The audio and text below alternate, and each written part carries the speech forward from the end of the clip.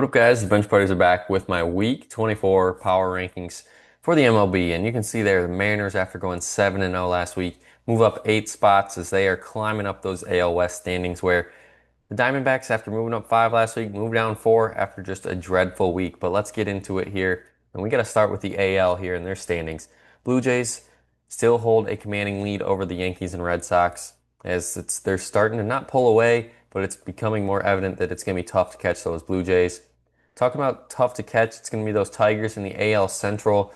The Guardians have gone on a good run here. They're only up 6.5, but there's 14 games left to play, so the Tigers are going to have to collapse, and those Guardians are going to have to just get on fire if they have any chance to win the AL Central. And then the AL West, I mean, look at that race. Mariners finally take the lead by a game and a half over the Astros. And then those Rangers are on fire as well, as they are only 2.5 back from the Seattle Mariners. And this is going to get crazy very quick.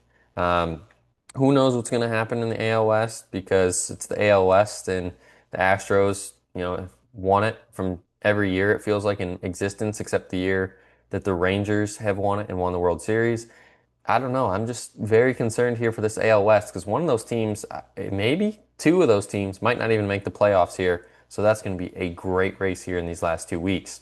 Then flipping over to the NL, we have two teams that have officially clinched playoff spots, and that's going to be the Phillies out of the NL East and the Brewers out of the NL Central. But we'll start with the NL East. Phillies ran away with this division. It's already over. The Mets collapse. You can thank them for that. But the Phillies look like a really good team right now as they are hitting their stride, entering almost the middle of September. And then the NL Centrals, the Brewers, they've already made the playoff. Best record in baseball at this point. The Cubs can still catch them, but we shall see if that is the case. I don't think it's going to happen because this Brewers team has just been playing so good. Then the Reds have just fallen out of it after another bad week. The NL West gets very interesting here because the Padres and Dodgers are still only separated by 2.5 games here. Padres could still win this division. It's kind of crazy that I think we're even saying that at this point in the year with the Dodgers and how loaded that team is. But you can see there, go to the wild card picture. The Cubs right now obviously hold the first wild card, Mets in the second. Then that third, the Padres are first, Mets second, Cubs third. But geez, that's not even right. Cubs first, the Padres second, and the Mets third. But the Mets might be blowing this thing, and it might go to the Giants, Diamondbacks, or Reds somehow, some way. But I would be shell shocked if the Mets here blow it.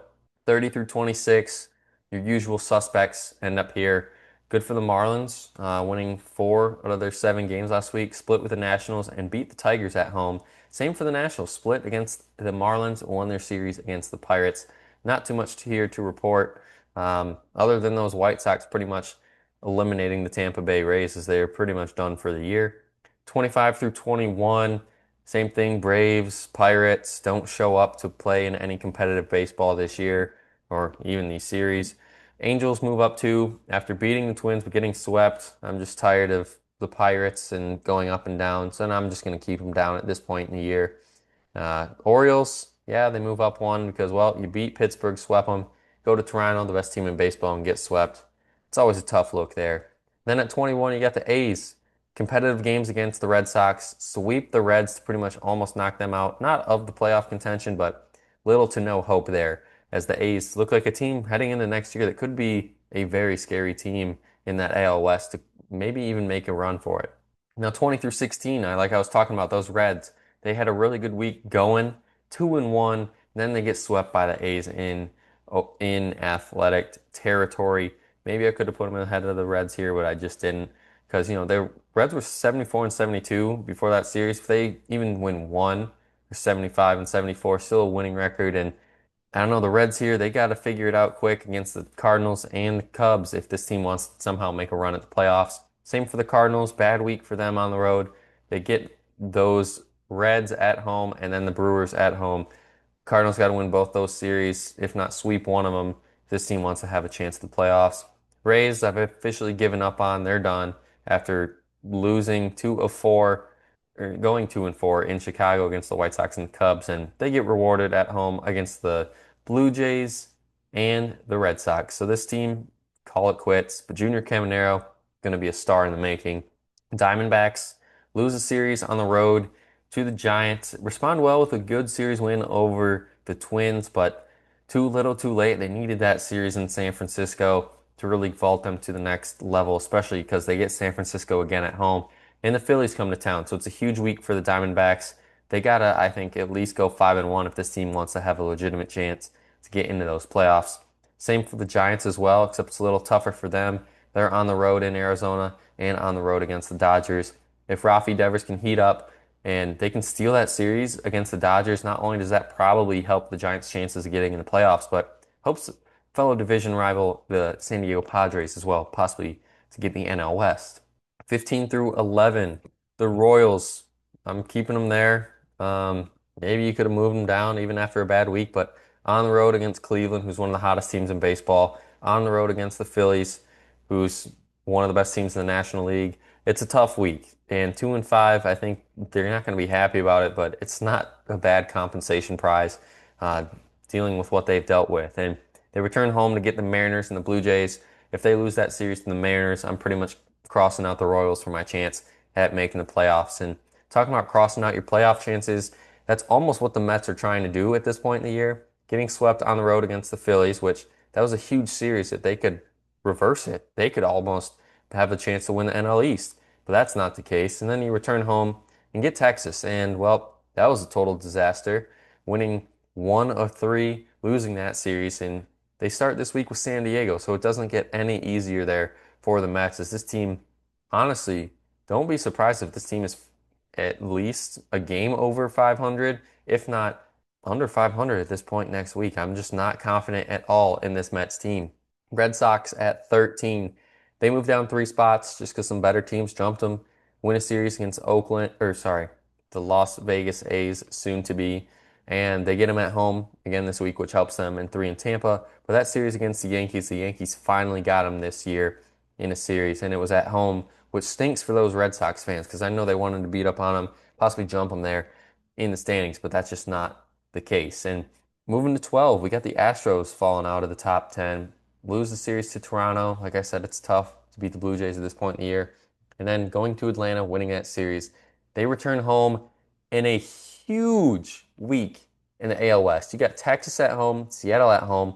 All 3 of these teams within 3.5 games of each other for that AL West crown. So the AL West, all eyes are going to be on it this week. And talking about the West, we got the NL West, San Diego Padres. Got to win that series against the Mets. Got to win that series against the White Sox if you want to have a shot at possibly winning the NL West against those Dodgers. But I think the Padres are in prime position to do so. They're getting the Mets at one of the best times to beat up on them. And then those White Sox are getting feisty at the end here. Could play spoiler, but the Padres' depth is going to be key in that series because if you can pitch around a few guys, then the Padres, I think, are going to be just okay. 10 through 6. And, well, you got a lot of new faces here in this top 10. That's going to be the Guardians entering 3 of 4 against Kansas City at home. Sweep the White Sox, a 6-1 week. Get you back in the running for the AL Central and the AL Wild Card. Then they get to go to Detroit this week to start the week, and then 4 in Minnesota. And the Guardians, I think, got to go 5-2 if they want to not only keep up with Detroit, but possibly get their name in that AL Wild Card hunt. Rangers, same thing. Go to Houston, get Miami. If they can beat Houston in a series, that only helps the Mariners' chances because they get Houston later in the week, but it's going to help their chances not only vault past the Astros, but possibly a chance to even win the AL West at this point in the year, which is pretty crazy after the week they just had, sweeping the Brewers and almost sweeping the Mets. I mean, they could even be above my Tigers and Yankees with the week they just had.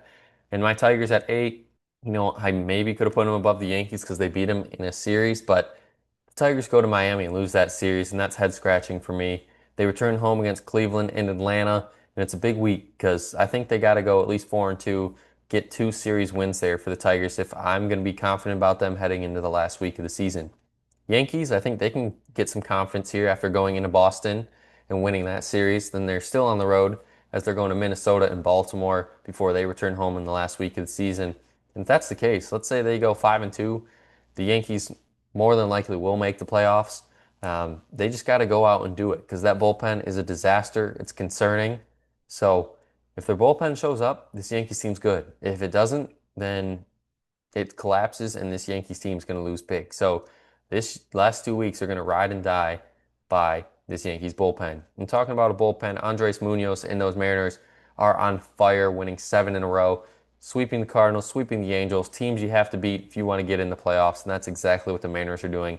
And they get teams that are looking to make the playoffs in the Royals on the road and the Astros on the road to close it out in the weekend series. And like I said, that could be pretty much for the AL West, who's going to win it at this point in the year. Then 5 through 1, I think no one is really surprised here at who's going to be in my top five. I got the Dodgers at 5, going 5-1 last week, but it's a lot tougher for them this week. They get 3 at home against the Phillies, 4 against the Giants at home, who, they did just beat in San Francisco out of three games. They took 2 or 3, but this Dodgers team, maybe this is the time where they start to pick it up and they get hot at the right time, because we've seen it time and time again that this Dodgers team does that year after year. Then at 4, I have the Chicago Cubs winning a series in Atlanta, and then a series against the Rays at home. They get Pittsburgh and Cincinnati, so it gets very easy for them very quickly. At least this week on the road, I expect them to at least go 4-3, finish with a winning record, and kind of coast into the playoffs, because that's really what this Cubs team has been doing, at least for the last month. Brewers, not so much, as they had a bad week the week before, continued into this week, but they figured it out, beating St. Louis at home. They should beat the Angels at home, and then return to St. Louis and beat them in a series. So hopefully the Brewers can get right here and got that week and a half out of their system before the playoffs. Then the Blue Jays at number 2. I think deservingly so. You beat the Astros in a series, which is always a tough task to handle at this point in the year. And then you beat the Orioles, not just beat them, you sweep them at home. And they're running away with that AL East, doing what they have to do to win the AL East and get that bye in the American League. It's them and the Tigers right now. So we'll see how that shakes up here with 2 weeks to go. And they get Tampa and Kansas City on the road. 2 tough teams looking to play spoiler there for those Blue Jays. Probably knock them out of the number 1 seed. But Blue Jays right now are just on fire, and a team that you really want to go see. And speaking of the team you want to see, is those Phillies succeed, destroy the Mets in their series, sweeping them 4-0. And I don't think there's a team in baseball right now that's hotter than the Philadelphia Phillies, maybe the Seattle Mariners, but consistently wise, it's the Phillies and what they've been able to do. And it's going to be put to the test this week, like I said earlier. Phillies travel to Los Angeles, face the Dodgers in a huge series that could be for that second bye in the NL series. If the Dodgers can somehow sweep the Phillies, I know it's a lot to ask, but then they're only 2 games back there. In that's the case, who knows what can happen here? And then they get Arizona at home. But the Phillies, even with losing Trey Turner and Alec Boehm last week at the start of the week, this is what they do. I mean, the Phillies are just clicking on all cylinders, which is great to see. And, this postseason is going to be one of the best. That's going to be it for my power rankings this week. Check back next week. This is going to be the last week of baseball. We're going to see how things shake up. Till the next time, the Bench Buddies are out.